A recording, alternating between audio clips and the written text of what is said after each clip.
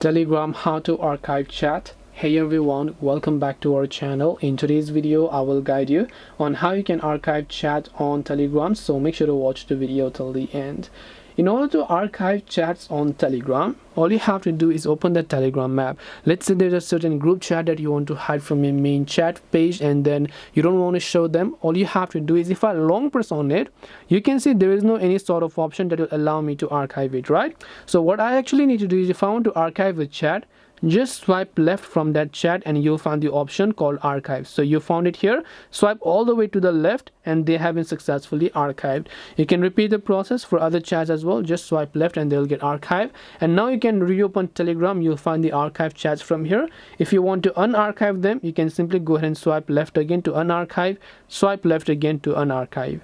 This way you can archive and unarchive chats on Telegram. Hope this video was helpful. If you have got any questions, feel free to leave them down below. Thank you for watching till the end and see you soon in the next video.